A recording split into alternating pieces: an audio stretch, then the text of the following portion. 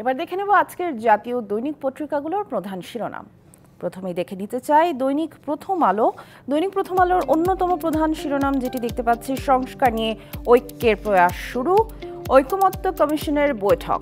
প্রধান উপদেষ্টার নেতৃত্বে বৈঠকে ২৭টি দল ও জোটের প্রায় ১০০ রাজনীতিক অংশ নেন।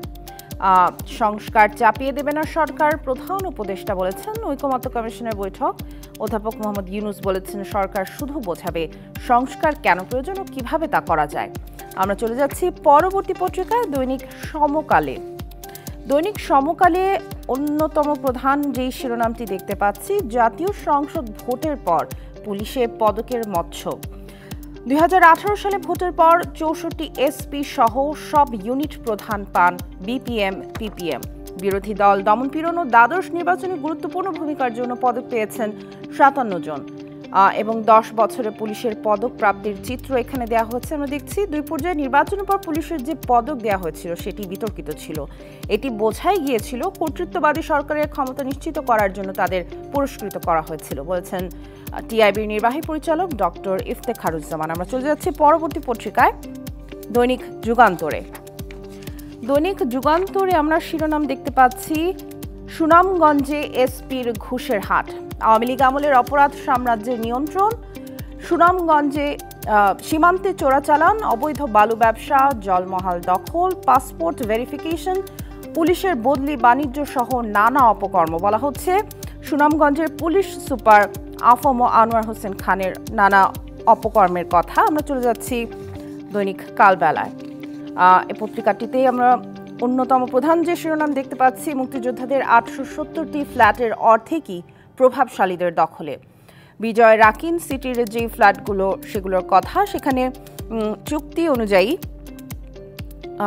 ৫০ বিঘা জমির উপর গড়ে তোলা হচ্ছে কন্ডোমিনিয়াম আবাসন প্রকল্প এবং চুক্তি অনুযায়ী প্রকল্পের মোট ফ্ল্যাটের ৪৩% সমিতির এবং বাকি ৫৭% ডেভেলপার কোম্পানির হওয়ার কথা ছিল। কিন্তু আমরা দেখতে পাচ্ছি স্বজনদের নামে ৭০ ফ্ল্যাট নিয়েছেন সমিতির যেই মোর্শেদুল আলম আছেন, তিনি সমিতির সাধারণ সম্পাদক মোর্শেদুল আলম আছেন এবং এছাড়া প্রভাবশালী যারা আছেন তারাও ফ্ল্যাট দখল করে রেখেছেন সেখানে। আমরা চলে যাচ্ছি বাংলাদেশ প্রতিদিনে।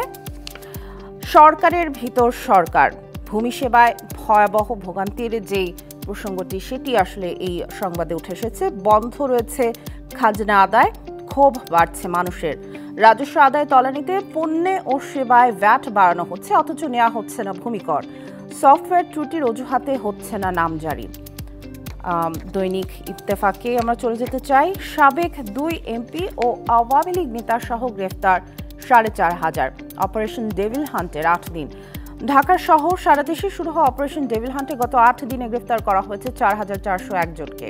এর মধ্যে আওয়ামী লীগ দলীয় সাবেক ৩ এমপি ও একাধিক নেতা রয়েছেন। এর বাইরে বেশ কিছু সন্ত্রাসীও আছে। চলে যেতে চাই পরবর্তী পত্রিকায় দৈনিক কালের কণ্ঠে। দৈনিক কালের কণ্ঠ ভূমি সেবায় যে অনিয়ম দুর্ভোগের চিত্র সেটিকে বিশেষ গুরুত্ব দিয়েছে। ভূমি সেবায় ভোগান্তি চরমে, সফটওয়্যার জটিলতার অজুহাতে হচ্ছে না নামজারি, বন্ধ রয়েছে খাজনা আদায়, ক্ষোভ বাড়ছে জনমনে। সহজে ভ্যাট বাড়ানো হলেও নেওয়া হচ্ছে না ভূমিকর। কোনো চক্র সরকারকে বিব্রত করছে কিনা উঠছে এই প্রশ্ন। এরপরে আমরা যেতে চাই দৈনিক বণিক বার্তায়। স্থায়ী প্রাতিষ্ঠানিক ইউনিট প্রায় ৬৩ লাখ, ভ্যাট নিবন্ধন কেবল ৫.৫ লাখে। বিবিএস এর তথ্য মতে দেশে স্থায়ী অর্থনৈতিক ইউনিটের সংখ্যা ৬২,৪২১৪। এর মধ্যে গ্রামাঞ্চলে রয়েছে ৩৯ লাখ আর শহরে ২৩ লাখ। এনবিআর এর তথ্য অনুযায়ী বিআইএন বা ভ্যাট নিবন্ধনকারী প্রতিষ্ঠানের সংখ্যা মাত্র ৫,৫৭,০০০। সে অনুযায়ী স্থায়ী অর্থনৈতিক ইউনিটগুলোর মধ্যে ভ্যাট পরিশোধকারী হিসেবে নিবন্ধিত প্রতিষ্ঠান আছে স্থায়ী অর্থনৈতিক ইউনিটের ৯% কিছু কম। এরপর আমার হাতে আছে কিছু ইংরেজি পত্রিকা। প্রথমে আছে the Daily Star. The Daily Star যেটি শিরোনাম করেছে, new student body may also be launched, it will be independent autonomous. Political party by uprising participants. Advisor Nahid may become convener of new party. Hasnat, Hannan, Umama likely to contest polls. Abu Bakr, Abdul Qadir may lead new student body. Work ongoing to choose name, draft charter. No one from Awami League will be allowed in.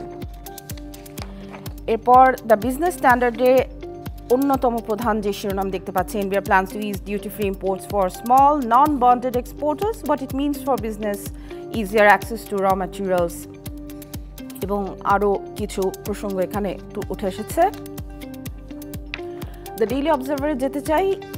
The daily অবজারভারে অন্যতম গুরুত্বপূর্ণ শিরোনাম, এখানে গুরুত্ব দেওয়া হচ্ছে Trump এবং মোদির যে বৈঠক হয়েছে হোয়াইট হাউসে সেটিকে। Trump rejects US deep state involvement in Bangladesh, Modi shared with Trump India's concerns on বাংলাদেশের সিচুয়েশন। মিস্ত্রি পরবর্তীতে আছে আমার হাতে the New Age. The New এজে শিরোনাম আছে Rampal power plant shuts down.